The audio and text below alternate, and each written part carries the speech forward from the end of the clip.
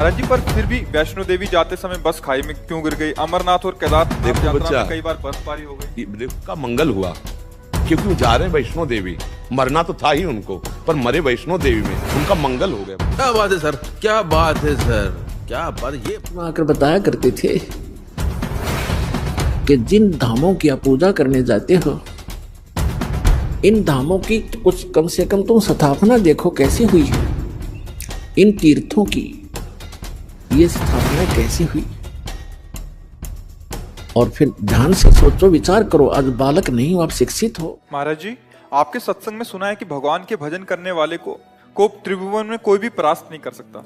महाराज जी, पर फिर भी वैष्णो देवी जाते समय बस खाई में क्यों गिर गई? अमरनाथ और केदारनाथ देखो यात्रा बच्चा, में कई बार बर्फबारी हो गई। देखो बच्चा, सकामता के लिए न जाने कितने कुकर्म किए हैं और उसी सकामता के लिए जा रहे हैं।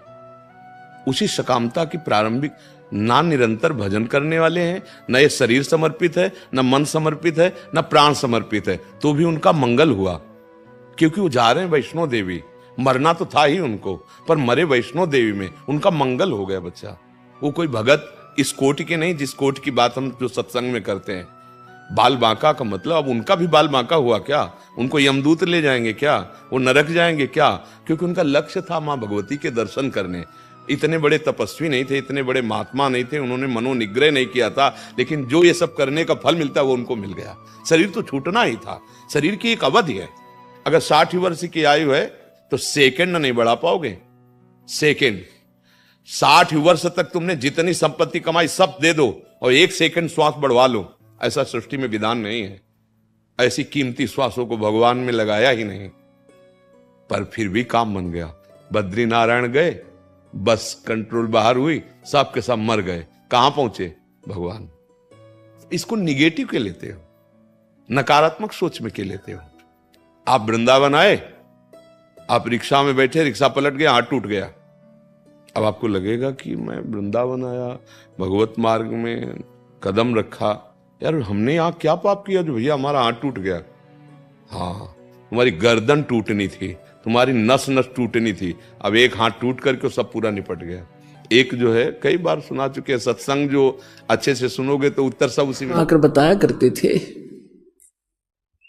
कि जिन धामों की आप पूजा करने जाते हो, इन धामों की कुछ कम से कम तुम स्थापना देखो कैसी हुई है।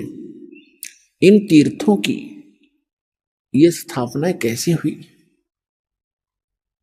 और फिर ध्यान से सोचो, विचार करो। आज बालक नहीं हो, आप शिक्षित हो। उनके इतिहास, उनकी जीवनी हमारे पास उपलब्ध है।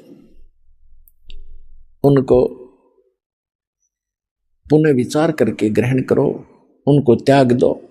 देखो, जितने भी तीर्थ हैं, धाम हैं, और जितने भी ये पवित्र स्थल हैं, आदरणीय हैं, ये आदरणीय यादगारें हैं, लेकिन वहां जाने से मोक्ष नहीं हो सकता।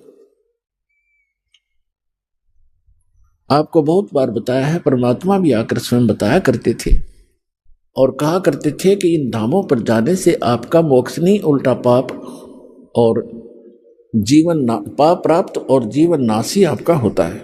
आपको एक झलक दिखाते हैं, ये तीर्थ कैसे बने जहां हम पूजने जाते हैं।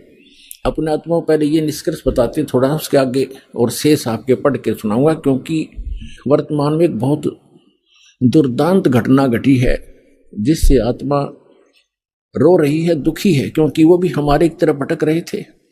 परमात्मा के लिए वहां गए और वहां उनको क्या मिला, सर्वविदित है, कहने की आवश्यकता नहीं।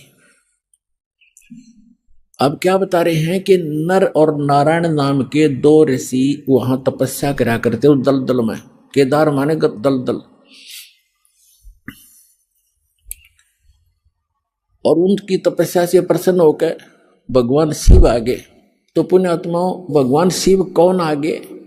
इस काल के जाल को कबीर भगवान ने आके समझाया है कि ये काल जो है, जैसे इसने गीता अध्याय नंबर 4 के श्लोक नंबर 5 और 9 में कहा कि अर्जुन, मेरे और तेरे बहुत जन्म हो लिए, तू नहीं जानता मैं जानता हूं, मेरे जन्म और कर्म अलौकिक हैं। और गीता अध्याय नंबर 7 के श्लोक नंबर 24 और 25 में इसने बताया है कि मैंने एक प्रतिज्ञा कर रखी है मैं अपनी योग माया से छुपा रहता हूं, कभी भी किसी के सामने अपने वास्तविक रूप में स्पष्ट नहीं होता।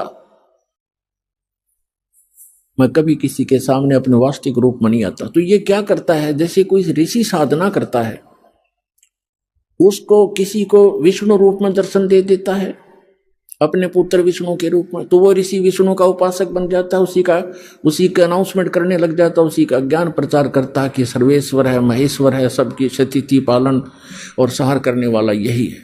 और कोई ऋषि साधना, कोई भक्त साधना कर रहा है तो किसी को ब्रह्मा जी के रूप में दर्शन दे देता है। तो वो कहता है कि ये ब्रह्मा जी हमारे सामने रहते हैं, देवता, यही भगवान है, सर्वशक्तिमान है। मैंने समाधि दशा में इसके दर्शन किए, ये छुपाई है अपने आप को। इससे उन ब्रह्मा जी और विष्णु जी को भ्रम हो जाता है कि हम ही सचमुच भगवान है। इसी कारण से शिवपुराण में प्रकरण आता है, विद्वेश्वर संहिता के अंदर, एक बार ब्रह्मा जी गए विष्णु जी के पास और ब्रह्मा जी कहने लगे कि पुत्र तू मेरा खड़ा होकर सम्मान क्यों नहीं करता, मैं तेरा पिताया हूँ, मैं तेरा जनक हूँ, सारी सृष्टि का उत्पत्ति करता हूँ। विष्णु जी लेटे लेटे कहते हैं कि आजा बेटा बैठ जा, तू मेरा पुत्र है, तू मेरी नाभि कमल से उत्पन्न हुआ, मैं ही सर्वशक्तिमान हूं, मैं सबका रचने वाला हूं। इस बात पर दोनों लड़ पड़े। फिर ये काल आ गया वहां पर शिव रूप धारण करके इन दोनों के बीच में एक लिंग खड़ा कर दिया, तेजों में स्तंभ। ये लड़ना भूल गए, ऊपर नीचे ढूंढने लगे। फिर खुद आके प्रकट हुआ शिव रूप में, फिर इनको ज्ञान बताने लगा, क्या पुत्रो तुमने अपने आप को ईश मान लिया तो यू आर नॉट गॉड, तुम भगवान नहीं हो। और इसी तुमने दो डिपार्टमेंट, 2 विभाग मेरे से प्राप्त किए हैं, मैं चीफ मिनिस्टर हूं यहाँ का। ये काल जो है एक ब्रह्मांड में चीफ मिनिस्टर का काम, इसका रोल समझो। और अन्य ब्रह्मा विष्णु महेश एक विभागीय मंत्री है, रजोगुण विभाग के ब्रह्मा जी और सतोगुण विभाग के विष्णु जी। यानी रजोगुण से जो क्रिया हो रही है, जिसको हम उत्पत्ति कहते हैं, ये उत्पत्ति करता नहीं है, यह तो उत्पत्ति करवाता है। संतान उत्पत्ति हम उसके प्रभाव से करते हैं। और सतिथि ये विष्णु जी कहते हैं, उत्पत्ति और सतिथि जो तुम्हें दी है मैंने, ये मेरे से प्राप्त है, तुमने तप करके प्राप्त किए, मैंने तुम्हें विभाग दिए। इसी प्रकार रुद्र शिव को भी, शंकर को भी मैंने अलग से, महादेव महेश्वर को भी मैंने 2 कर्त दिए हैं, संहार और तिरोभाव। और बोलने वाला 5वां ये काल है, ये कभी अपने वास्तविक रूप में नहीं आता, ऐसे कभी विष्णु के रूप में, कभी शिव के रूप में, कभी ब्रह्मा जी के रूप में आता है। तो इसके जाल को समझने के लिए परमात्मा ने कथा सुनाई अपने प्यारी आत्मा धर्मदास जी को, जो धर्मदास जी ने कबीर सागर में लिपिबद्ध की। कि परमात्मा ने कहा कि ये गलतियां करके आत्मा यहाँ आ गई इस काल के साथ, इसके 21 ब्रह्मांड वाले विमान में बैठ के, और इसने यहाँ इनको इतना दुखी कर दिया। फिर ये चिल्लाने लगी, हे भगवान हमें सुख दे, हे भगवान हमें सुख दे। हम हाहाकार मच गई। तब परमात्मा कहते, मैं आया अपने ही पुत्र जोग जीत का रूप बना करके, मैं वहां आके खड़ा होगा जहां तपस्या के ऊपर 1 लाख मानव शरीरधारी प्राणियों को ये नित्य खाता है, आहार करता है। और मेरे वहां आने से उस तपस्या की जलन बंद हो गई। वह आग जो कि तो गर्म ऐसे की ऐसी है, वो तपस्या, वो तई, वो बड़ी जो तवा होता है जिस पे उनको भूना जा रहा था। लेकिन उनको उन परमात्मा की कृपा से उस पर उपस्थित जितने भी 1 लाख जीव थे मनुष्यधारी जो वहां गई थी, उनकी आत्मा, उनको कष्ट बंद हो गया, उसका ताप बंद हो गया, तपत।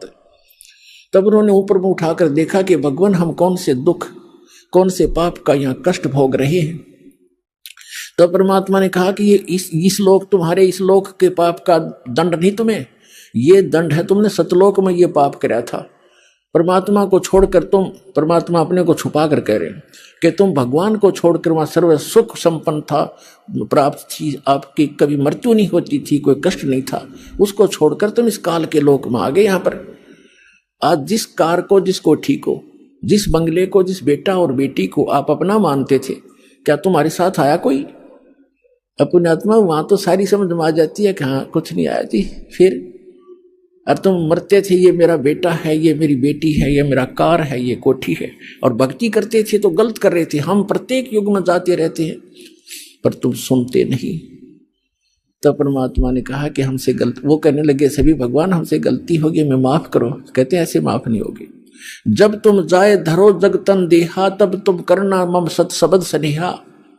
जब कोई मेरा संत मेरी महिमा गाता हुआ तुम्हें मिल जाए और तुम्हें मानव शरीर प्राप्त हो, तुम तुरंत ग्रहण कर लेना और फिर तुम उस सत भक्ति करके यहाँ उस लोक में चले जाओगे। अमर करूं सतलोक पठाऊं, ताते बंदी छोड़ खाऊं। इतने में वो काल आ जाता है। प्रतिदिन उसने टाइम फिक्स कर रखा है, इतने समय के बाद ये सभी आत्माएं उसके तपतशिला पर भुन कर उनके अंदर से जो गंध वो निकालता है, वो निकल कर वो भाग ऊपर से उनको ऐसे उड़ा देता है, वो गंध रह जाता है। अब आप देखते हो यहाँ प्राणी गंदे पदार्थ तो बहुत आसानी से ग्रहण कर लेता खाने के लिए, पीने के लिए। शराब पीना, भांग पीना, सुल्फा पीना और तंबाकू पीना और फिर मांस खाना, चटपटे अटपटे खाना, ये तो बहुत खुश होकर ग्रहण करता है। क्यों? क्योंकि ये चाहता है कि जितना ये गंद अटपट खाएंगे उतना ही के अंदर गंदी वासना ज्यादा बनेगी और तपतशिला के ऊपर भूनने से वो सारी वासना वहां रह जाती है और ये जीव वहां से कर्म ज्यों के त्यों रहते हैं, वो वापस आ जाता है, मरता नहीं। फिर अपने कर्मानुसार 84 लाख योनियों में किसी भी स्वरूप उसके कर्मानुसार वो जाए, उस योनि में वो चला जाता है। तो उसी समय वो काल आ जाता है और काल ने देखा अपने बड़े भाई जोगजीत को, जिसने वहां से जिस रूप में परमात्मा ने सतलोक से उसको निकाला था। जिन्होंने सृष्टि रचना पढ़ रखी है बच्चों, उनको खूब याद है। अब दास ज्यादा हिंट देगा आज के सत्संग में। सृष्टि रचना कभी आपको बताएंगे और आपको सीडी वगैरह बनाकर भी दे रखी है, वो भी देख सकते हैं। और उसने सोचा, काल ने, इस ज्योत स्वरूपी निरंजन सरपुरुष ने के मन में आई कि जोगजीत कैसे आ गया, ये कोई परम पिता का कोई संदेश लेकर आया है, पहले इसे वो संदेश जानता हूं, क्या आज्ञा लेकर आया है ये भगवान की, और फिर आज इसको कूटूंगा, पिटाई करूंगा इसको मारूंगा, खूब कूटूंगा, क्योंकि इसने मुझे वहां से मार कर निकाला था, मुझे जबरदस्ती निकाला था सतलोक से। तो मुझे परमात्मा बताते हैं कि धर्मदास, मुझे देखकर काल भयंकर हो गया और पहले मुझसे कहा कि पहले जोगजीत कोई आज्ञा है भगवान की, परमात्मा की, पिता की, वह मुझे बता, और फिर जोगजीत तुझे छोड़ू नहीं गाज, तूने मुझे वह मार कर निकाला था। तब परमेश्वर जो जोगजीत रूप में वहां उपस्थित थे, विराजमान थे, खड़े थे, विद्वान थे, परमेश्वर ने कहा, धर्मदास, मैंने उनसे कहा, परमात्मा बता रहे हैं, धर्मदास जी लिख रहे हैं कि मैंने उससे कहा कि सुन ले आदेश परमपिता का कि ये भोली आत्मा तेरे साथ आ गई थी, इन्होंने तो गलती की सो की, पर तूने इनका कैसा सांग निकाल रखा है, कैसे कैर ढा रहा है इनके ऊपर, तू कोई गधा बना दिया, कोई गधी बनाई, कोई कुत्ता, कोई कुतिया, किसी का बेटा मर गया, किसी की बेटी मार रहा है, हाहाकार मचा रखी। तो इसने कहा कि पिताजी ने मुझे श्राप दिया था और जिस श्राप अनुसार मुझे भूख लगती है तो मैं तो इनको खाऊंगा, बनाऊंगा, पैदा भी करूंगा। परमात्मा ने कहा कि चल, इन्हें गलती कर दी, तो खा भी रहा है, सारे काम कर रहा है, फिर इनके किसी का हाथ काटे, किसी की टांग कटे, कोई अंधा, कोई कैंसर से पीड़ित, ये जुल्म क्यों कर रहा था इनके ऊपर। तब इसने कहा कि मैं तो सत्य का राज करता हूं, मैंने परमात्मा को वचन दे रखे हैं और जैसे कर्म जो करेगा वैसे भोगेगा, मुझे इसमें कोई लेना देना नहीं है। पुण्यात्माओं, यहाँ की इस सारी व्यवस्था ऐसी है इस काल के लोक में। एक तरफ तो सरकार शराब के ठेके, फीम के ठेके, भांग के ठेके खोलती है और फिर शराब पीकर कोई इधर उधर जाता उसको अंदर कर देता, तो शराब पी कर गलत गतिविधि की, और शराब पी कर रामायण बचेगा, वो भांग पी कर रामायण पढ़ेगा, गलत गतिविधि करेगा वो। तो इसने ऐसा कर रखा है कि मैं तो सत्य का राज करता हूं, जो जैसे कर्म करेगा वैसा ही फल देता हूं। अब ये इतनी बकवादों का कि आविष्कार करवा दिया, तो फिर ये बोली आत्मा तो गलतियां करेंगे ही करेंगे, तो कहते भोग लेंगे। हम इसके बच्चे नहीं हैं, हम इसके बच्चे होते तो ऐसा दुख देता ही है। आज केदारनाथ के ऊपर 20,000 आदमियों को मार देता अपने बच्चों को। ये हम इसके बालक नहीं है, हम इसकी प्रजा नहीं है, हम उस परमात्मा की प्रजा है, सतपुरुष के बच्चे हैं, और हम अपनी गलती से इसकी कैद में फंस गए हैं। यहां से निकालने का एक तरीका है, हम स्वेच्छा से आए हैं, स्वेच्छा से ही वापस जाएंगे। जब हमारी यहाँ के लोक से, दुखों से इतना मन हट जाएगा और वहां के सुख से हम इतने प्रभावित और प्रेरित हो जाएंगे और फिर सब भक्ति करेंगे, तब हम वहां जा पाएंगे। इसलिए आपको सारा ज्ञान प्रमाण दिखाए जा रहे हैं ताकि आपका यहां से मन हटे और भक्ति पर डटे, और फिर वहां चलेंगे हम। उसने कहा, तो काल ने कहा था कि जो आपकी मर्यादा में रहेगा आपका, और मर्यादा तोड़ेगा तो मेरा ही है। वो तो अंडरस्टूड है, इसमें कहने की जरूरत नहीं है फिर तो परमात्मा ने कहा ठीक है तथास्तु। जब परमात्मा ने ये सारा कुछ कह दिया और उसकी सारी स्वीकृति दे दी, तब एकदम रूप बदल गया और एकदम खड़ा हो गया। कहने लगा, जोग जीत जाओ संसारा, जीव न माने कहा तुम्हारा। जीव तुम्हारा कहा न माने, हमरी ओढ़ हो बाद बखाड़े। मैंने उनको ऐसी उल्टी पट्टी चटपटा दी कि सब मेरे ही ज्ञान को ग्रहण किए हुए हैं, और कलयुग में तो उनकी ऐसी हालत कर दूंगा कि किसी को भी भक्ति योग्य नहीं छोड़ूंगा। देवल धाम और तीर्थ पुजवाऊं, देव धाम इनकी पूजा करवाऊंगा, या विद जीवों को भरमाऊं। अपने आत्मा, अभी परमात्मा का ज्ञान आपके ईव समझ में आवेगा। आज जो दास आपको समझाना चाहता है कि जैसे आज सबसे ताजा दुर्घटना और सबसे भयंकर आज तक की इन तीर्थ यात्रियों के लिए ये है कि केदारनाथ के दर्शनार्थ गए हुए इन बद्रीनाथ केदारनाथ के श्रद्धालुओं के ऊपर कितना कहर टूट गया, परिवार नष्ट हो गए। इसलिए ये ज्ञान आज आपके समक्ष करना अनिवार्य हो गया, और अब ये सबको स्वीकार्य होगा। दास बहुत वर्षों से देख रहा है, कोई अमरनाथ पर जाते हुए कभी 2000 कभी 1500 बर्फानी तूफान के अंदर बहुत से मरते सुने गए। तो पुण्यात्मा इस ज्ञान को अब सुनेंगे। ये ठीक है, जो बेचारे चले गए, मर गए, मृत्यु को प्राप्त हुए, उनका बड़ा दुख है, हमें बहुत बड़ा दुख है हमारे को। लेकिन अब इसका विकल्प ये है जो दास बताना चाहता है, और स्वयं परमात्मा ने भी बहुत बार आकर ये ज्ञान देने की चेष्टा की,